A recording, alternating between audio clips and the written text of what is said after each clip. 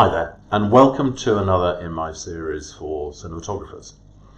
Well, I've been shooting films for over 30 years professionally, broadcast documentaries and dramas, but this is where I like to informally just talk about the craft that I've learnt.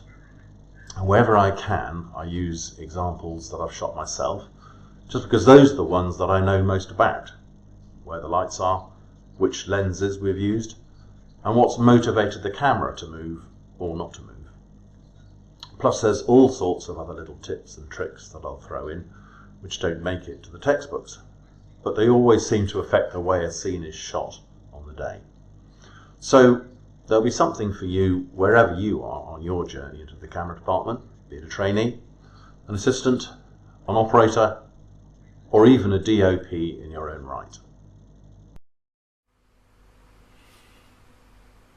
One of the key ways to develop as a cinematographer is to work on your shot development, so you can bring to your director a lyrical way of telling the story, which is an alternative to cutting to and fro across a scene. So we'll be looking at simple ways that you can incorporate extending a shot with things like focus pulls, tilts, pans, tracks and jibs, and we'll be deconstructing a few shots along the way.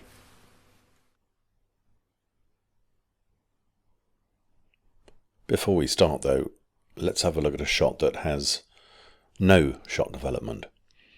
And this is essentially a static frame and the camera doesn't do anything whatsoever.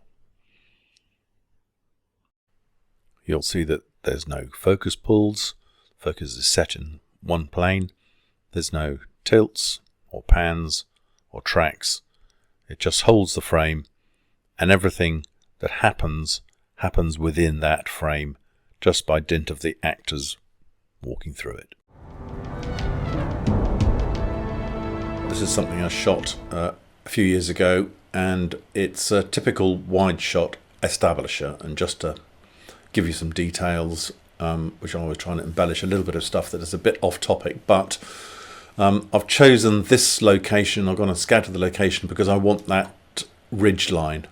I've been looking for a ridge line that I can clearly get silhouettes of all the people in the scene, and by all the people I mean head to toe, as clearly as I can. You can see I've had my apps out to track the sun's path. I've even got the director to walk along that ridge line on the recce so I can confirm that I can get head to toe, work out the exact path, mark it out, and of course then I can show him the shot when he comes back down the hill. And so they process across the horizon. Also, when I recce'd the shot, I was looking for something which I could backlight because I wanted them to be in complete silhouette so I can make it as contrasty as I could. I don't need to see any details.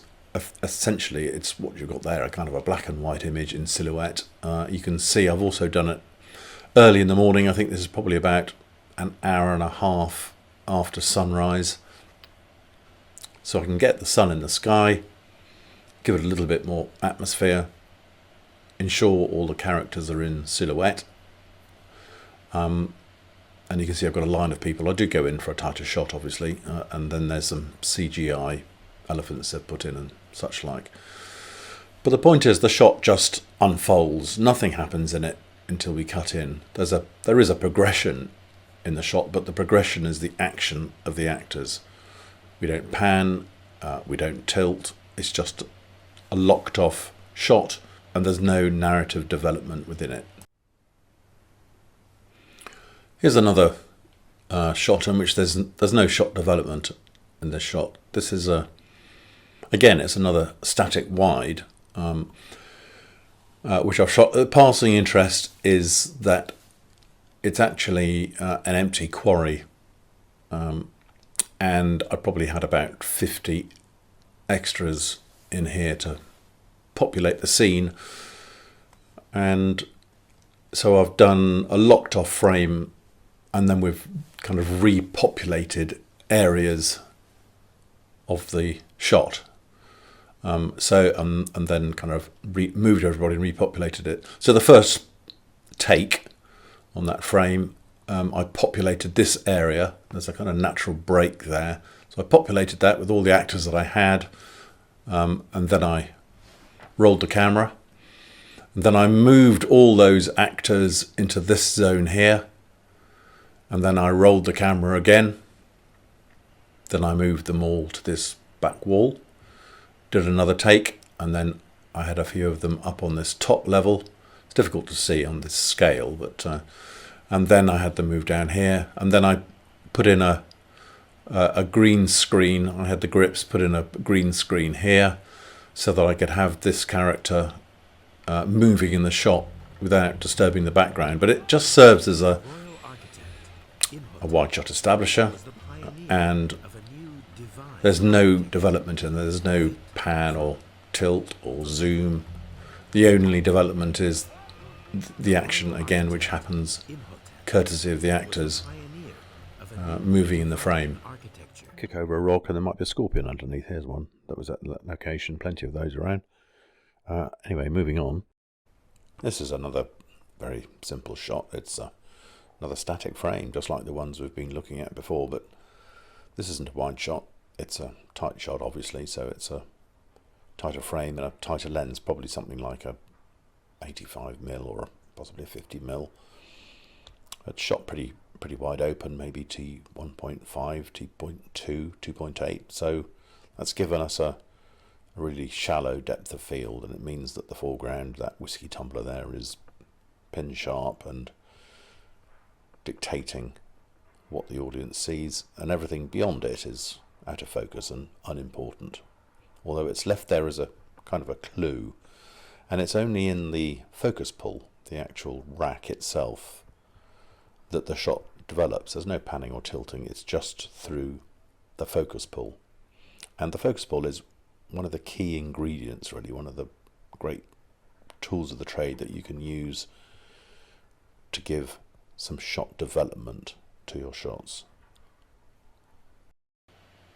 So this is a very simple shot development, and what I've tried to do here is to just avoid having too many cuts. So I've tried to work out a little shot development which explains the scene as the shot evolves.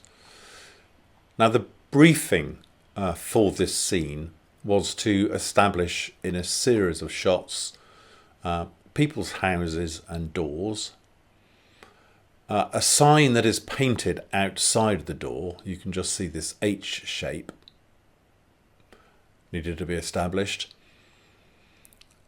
We needed to establish some local residents.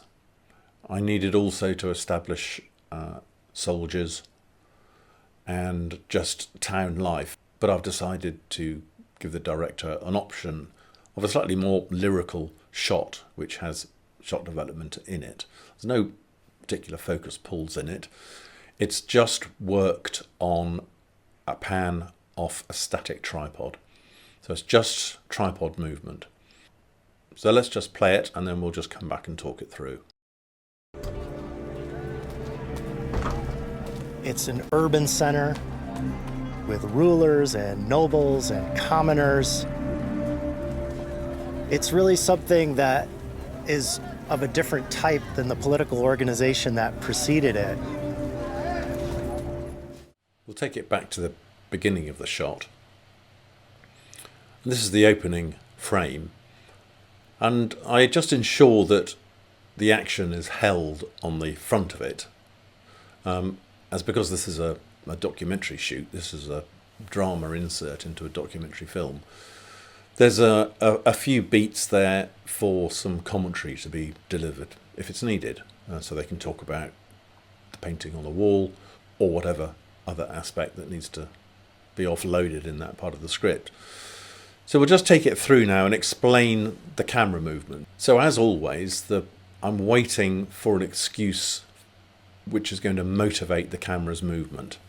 So we're just going to play it door opens, she comes out, and that's what motivates the camera. So the camera can't move until there's enough kinetic energy in the frame to motivate the camera, and that's what happens. I've established the H. I'm now following this actor as she walks across the set, and I've made sure that I try and give her walking in space.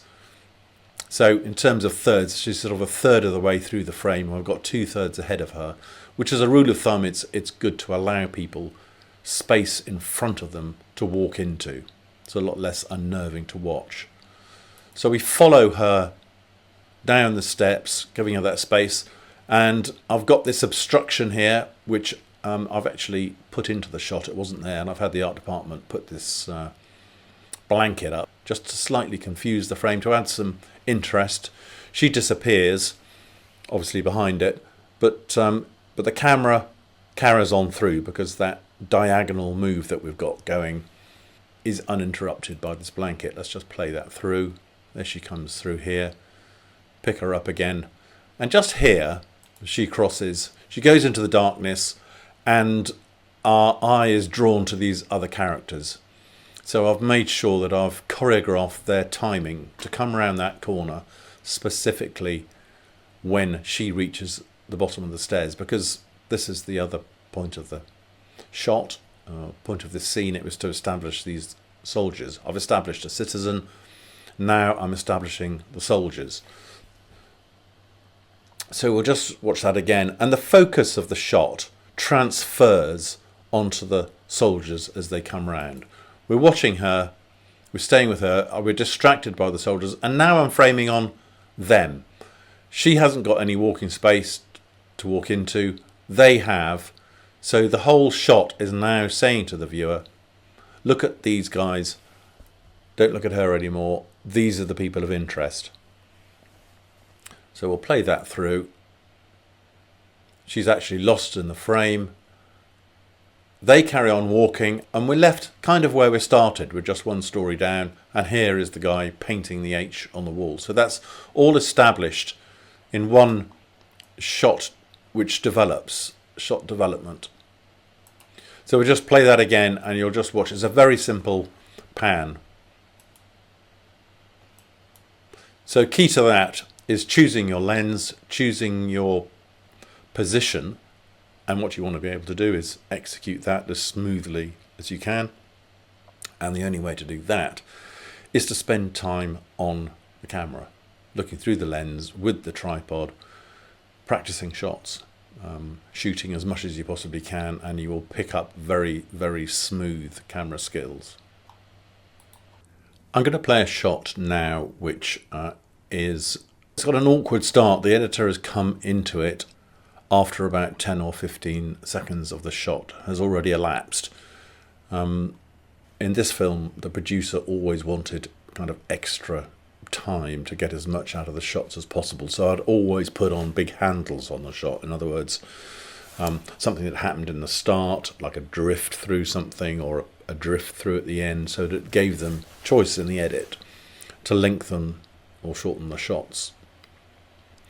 And this shot started out with a sort of pan along a road, which I'd placed a lot of extras on, carts and such like, a sort of busy scene, and it panned through that and then found the character walking up the hill, and the editor comes in a little bit awkwardly on that pan. So I've already lost the action at the beginning of the shot, and it just picks it up halfway through. So I'll just play it through and you can have a look.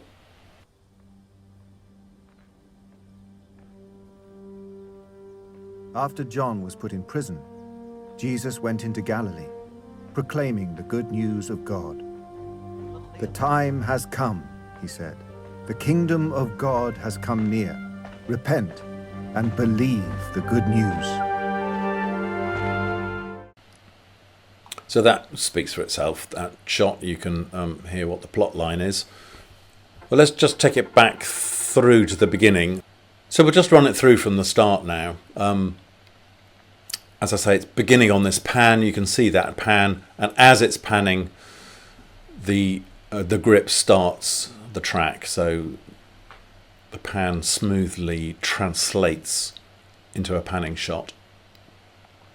And then I've chosen this location because it's supposed to be the walls of a city or a town.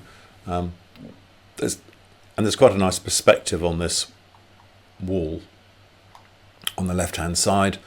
And there's this ramp. And I've built a track on the edge of the hill here. And I've made sure, again, that we're on this location using my Sun app at a certain time of day. You can see how the way the light is, it's relatively flat light actually. It's lighting up that wall in a flat way. I'm kind of 90 degrees onto the sunlight. But it's giving the main character here this rim of light around him. You can just see his shadow falling on the walls. So you can see where the sun is. And then we track through, and I've got the camera as low as I can get it without losing any of the action. So we start tracking through this baskets and such like in the foreground. I've put enough stuff in there so that it looks busy, and there's some kind of, it's not danger, but there's a danger that the baskets are going to cover the actor. So I've just made sure that I've got the camera inch perfect, so we'd never quite lose him in the shot. And up he comes through it. And now you can see the camera it's not only tracking from right to left, but it's also coming around on the scene. I've got a tiny bit of a curve on the end of this track, so it's going to come around this edge here. And that's going to change the angle of the sunlight. There we are, we're coming around a bit. And then, of course, he comes round to his right, and the track comes to a halt, and then I'm panning again. And I'm looking up. I've lost her from the foreground. And now all I've got in the shot is him, and that is also where I've got the sun effect exactly where I want it, because it's breaking the light. You can see that flare coming into the lens, which is a shot development, and you can know by the script about the importance of the character and the meaning in the story.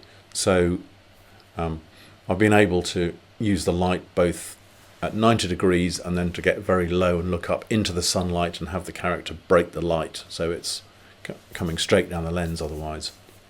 But that's the shot development in that shot, if you like. It's pretty straightforward. We'll just watch that through once more. I think I'm on a 250mm lens. It's a wide shot. Maybe it's a 135. It's a wide shot, but of course this is always fun to play with. It turns into a close-up. There's no lens change. It's still actually a long lens, but we're backed off on it and we get this big close-up. As long as you've got a good focus puller, you're laughing. So that has its own narrative development, that shot.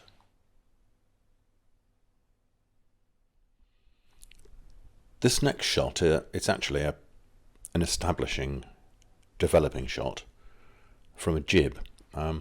And again, the editor has not used the front handle as their option is, but the shot actually starts with probably about a 10-second hold just on a landscape, a static hold, and there's a little boat on a lake, and then two people would have got out of the boat, and then the jib would start. So there's that, like I say, a handle on the beginning of the shot for the editor to use if he or she feels that they need the time for it.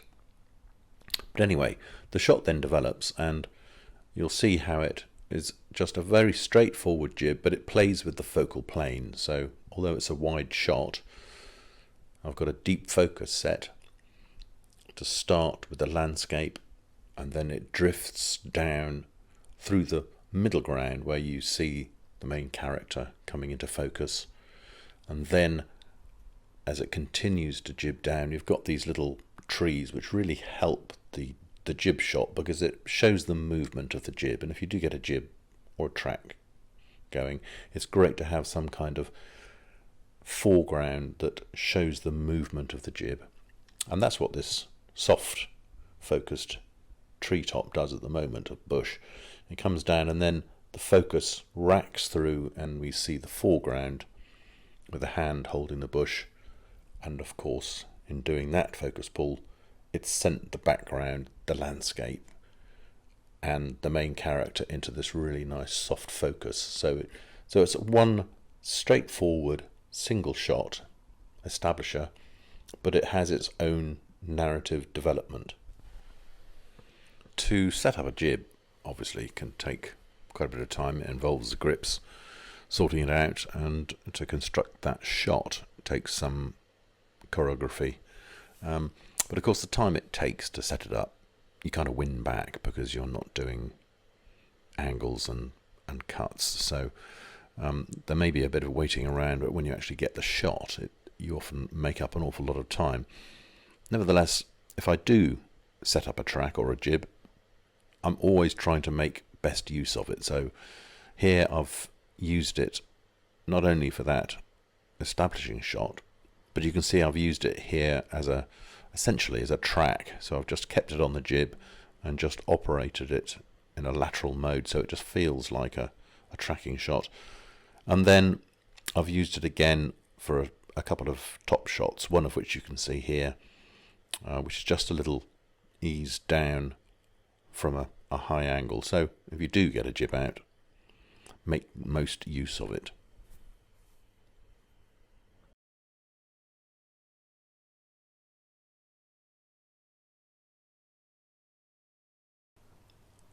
So let's just talk a little bit about the shot development of this shot. This is a scene inside a grain store, and I've got a picture of the location which you can have a look at. And the background for this scene is that I've had a tracking shot outside. I've been shooting another scene outside this location, which has involved the jib, the track, and the dolly, and the grips. And I've probably got about an hour and a half to shoot this scene, of which we'll look at this kind of establishing master shot. And although I want a tracking shot in here, I also want a tracking shot on the next scene we're going to shoot after this in about 2 or 3 hours. So I've wrapped the last scene and the grips and the track and the jib, and I've sent them on to the next scene but one. In other words, they're skipping this scene and they're going to set up for the next scene. So I'm thinking about 3 scenes at the same time, and you'll need to be thinking about that when you're DPing. So I know I don't have a track available to me in this scene, but I do want to use one. So I've come on to the Sony A7S II and the gimbal. It was the Ronin S, I think, or the Ronin M on this. So it's not quite as controllable as the track, but I've got a wide lens on here, and we'll just talk about how the shot develops. There's quite a long establisher on here, but the editor has come in pretty early on the action that I've planned, which is the guy emerging here. So we'll just play this shot and then I'll just go back and talk about it a little bit. They own their own houses, they inherit property from their families, they're engaged in business, they have private documents. Okay, so let's just take that shot back and look through it again. So we'll just look through it again and I'll talk you through it in its entirety. We'll talk about the movement first off. I'm holding this shot rock steady, so I'm trying to give it the feel as if it could be on a tripod. Character comes down the stairs and then we see things start to move. So there we are on our static frame, and the important thing for me always is to give the camera motivation, and I want to get the camera moving. I want to get it floating through this scene, but I need something to motivate its action. The action in the scene with the guy coming down the stairs just isn't big enough action in order to get the camera launched, as it were. So I've introduced a character from the left just to walk through frame for me. Here he comes, breaking through the frame, and that's gives me an excuse to get my camera moving. I can lose the start of my camera's action in his movement. So we'll just follow through. And that allows me to come past this pillar. So I've had this guy passing through, then I can come this side of the pillar, which is going to give me movement right across the frame. Inherit property from their family. And then I have this other pillar here. So I've come round that first pillar. So let's just have a look at that again, slightly slow motion. My actor comes in and that's got the camera moving. The camera launches, the pillar's going across the frame, my character's coming round, and suddenly this other pillar comes through. So I've made sure I've kept this side of the second pillar here. So I've got movement from both my key actor and the pillar here. Let's play that through. On he comes, intercepts the two. And that then, our main character who we've been following takes a right turn, and we kind of lose him, but my camera is still moving onto the key part of the scene, which is this guy here. And again, I've got somebody coming through the frame, introducing themselves into the frame, which brings me to the main action. The editor just cuts out before they start talking, and this actor breaks the light. Let's just look at that again. So my motion is established, the camera's on the way, tracking round to the left. This actor disappears, the scene's not about him after all, but the camera's still moving, and it brings us to that key character. And again, this guy wipes in, breaks the light, and then establishes the scene. So that's the choreography. It's all about the choreography and spending time choreographing your scene. Just briefly talk about the lighting while we're here. It seems silly not to. It's a dark room. There's holes in the roof, which I can cover up. I'll probably cover up a little bit of them, but I'm not going to cover them all up. It just takes too long. And it gives a nice effect anyway. And I've got a bright light coming in through this window, which is in fact a mirror placed outside the studio wall there, and that's bouncing a really strong light back through it. And then I've made sure that I've got a hazer to give some smoke effect, a smoke machine effect, as if it's dust, so that it picks out the light. And then that character obviously is going to come through that light, move the dust, and it just gives that some interest and dynamic excitement as he breaks that light and creates the shadows. And there you can see I've also got a little bit of natural daylight leaking through there to give it some depth. I've got all that coming through the ceiling. A couple of windows here which have got just some trace to give it a white effect, so it just looks like a kind of frosted white pane rather than anything else. And then I've got the very little fill here at all. There may be a keener flow bouncing light back into these shadows, but I like this darkness in the shot.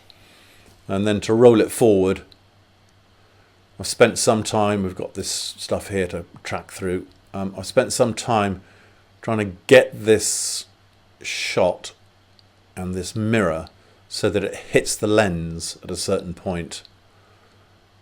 That's where, boff, it hits the lens, completely flares out, and gives me that impact, which is it's a natural cutting point. And then the guy comes around the table. If the editor had held it for another kind of second and a half, then this character would have broken the light as they start talking. But he didn't. It doesn't matter. But and then we go into the close-ups and into the detailed work.